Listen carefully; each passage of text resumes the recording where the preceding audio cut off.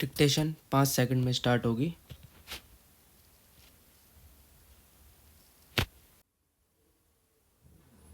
Dictation 5 second में start होगी। Start. अगर देश की जनता पूछना चाहे कि संसद के शीतकालीन सत्र में क्या कामकाज हुआ तो इसके लिए उसे दोषी नहीं ठहराया जा सकता। विराम। उत्तर संतोषजनक नहीं होगा। विराम। सत्र में दोनों सदनों द्वारा केवल एक विधेयक पारित किया गया। विराम। विमान अधिनियम 1934 को भारतीय वायुयान विधेयक 2024 के रूप में पुनः लागू भर किया गया। विराम। जबकि पिछले 3 शीतकालीन सत्रों में औसतन 9 विधेयक पारित हुए थे। विराम। इस सत्र में वही पैटर्न दोहराया गया जिसके हम आदी हो चुके हैं। विरोध प्रदर्शन, विपत्तियां और बार बार स्थगन। विराम। लेकिन इससे पहले सदन में हुई उच्च गुणवत्तापूर्ण बहस को हमें नज़रअंदाज नहीं करना चाहिए। विराम। 4 दिनों तक दोनों सदनों ने भारत के संविधान की 75 साल की यात्रा पर चर्चा की। सभी पक्षों ने संविधान पर अपना दावा पेश किया। कांग्रेस ने इसके संस्थापक के रूप में और भाजपा ने इसके उत्तराधिकारी के रूप में। हालांकि बारीकी से देखें तो उस बहस ने संविधान पर 3 अलग अलग दृष्टिकोणों को उजागर किया जिन्होंने स्वतंत्रता के बाद हमारे गणतंत्र को आकार दिया है। विराम। पैरा।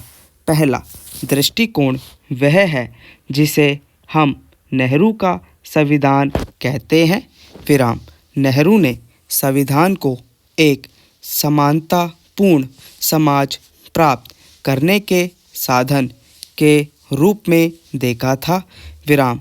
उदाहरण के लिए उद्देश्य प्रस्ताव के बचाव में 22 जनवरी 1947 को संविधान सभा में अपने भाषण में नेहरू ने तर्क दिया कि जिस वास्तविक स्वतंत्रता के लिए हमने आवाज़ उठाई है उसका उद्देश्य हमारे भूखे लोगों की भोजन, कपड़े, आवास और प्रगति के सभी प्रकार के अवसर प्रदान करना था।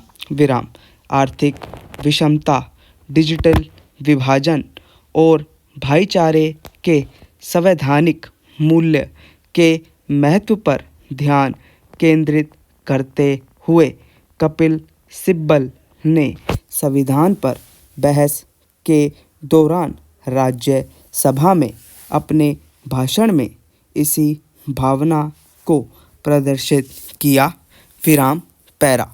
अपने प्रधानमंत्री काल के दौरान असमानताओं को खत्म करने की नेहरू की इच्छा कभी कभी उन्हें पारंपरिक संवैधानिक स्वतंत्रताओं को दरकिनार करने के लिए भी प्रेरित कर देती थी। विराम। उदाहरण के लिए 1954 में नेहरू ने खुद संविधान चौथा संशोधन विधेयक पेश किया ताकि संपत्ति के अधिकार को कम किया जा सके जो तब भी एक मौलिक अधिकार था। तब डॉक्टर अंबेडकर ने मौलिक अधिकारों के साथ अवमानना करने के इस रवैये पर व्यंग करते हुए विरोध जताया था। विराम। उन्होंने निजी संपत्ति के अधिकार और मौलिक अधिकारों के साथ छेड़छाड़ के खतरों के बारे में ऐसे शब्दों में बचाव किया जो उदार मूल्यों के किसी भी समर्थक के लिए जाने पहचाने होंगे। विराम पैरा। डॉक्टर अभिषेक मनु सिंघवी ने संविधान पर बहस में अपने योगदान में नेहरू के समाजवादी के बजाय अंबेडकर के उदारवादी विचारों को शामिल किया। विराम। अपने भाषण में सिंघवी ने सरकार की आलोचना करते हुए कहा कि वह लोकतंत्र का चोला पहनकर तानाशाही कर रही है। विराम। उन्होंने बुलडोजर राज के अन्याय, राज्यपाल पद के दुरुपयोग और संघीय ढांचे की अवहेलना की ओर ध्यान खींचा। विराम। ये मुद्दे इस बात के मूल में जाते हैं कि एक ऐसे देश में रहना क्या मायने रखता है जो कानूनों द्वारा शासित है, न कि मनुष्यों द्वारा। विराम। जहां नेहरूवादी संविधान सरकार को अन्याय का इलाज करने के लिए सशक्त करेगा, वही अंबेडकरवादी संविधान उसके आवेगों पर अंकुश लगाने की भरसक कोशिश करेगा। विराम पैरा। बहस के दौरान एक तीसरा दृष्टिकोण भी उभरा। विराम। इसके अनुसार हमारा संविधान न तो नेहरू का है और न ही अंबेडकर का, बल्कि यह भारत का संविधान है। विराम। इस दृष्टिकोण को रक्षा मंत्री राजनाथ सिंह ने अपने भाषण में विस्तार से बताया। विराम। सिंह ने डॉक्टर श्यामा प्रसाद मुखर्जी को उद्धृत करते हुए इस बात पर जोर दिया कि संविधान सामूहिक सहमति का परिणाम है। विराम।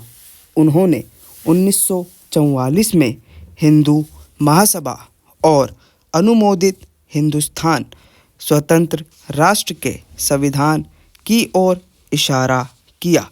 विराम। संविधान के उस मसौदे में व्यक्तिगत अधिकारों, धर्मनिरपेक्षता और संघवाद की भी गारंटी दी गई थी। विराम। यह दृष्टिकोण देश में संवैधानिक मूल्यों की गहरी जड़ों की ओर इशारा करता है। विराम। यह एक ऐसी संस्कृति का स्वाभाविक परिणाम है जो विविधताओं और मतभेदों का सम्मान करती है। विराम पैरा। संविधान के इन तीन दृष्टिकोणों में से किसी को भी गलत नहीं बताया जा सकता। विराम। बल्कि वे मौलिक प्रश्नों के प्रति भिन्न नज़रियों का प्रतिनिधित्व करते हैं। विराम। यह आवश्यक है कि उन्हें जीवंत बहस में पेश किया जाए। विराम। दुख की बात है कि ऐसी सार्थक बहस शीतकालीन सत्र की बचकानी जुबानी जंग में समाप्त हो गई। विराम।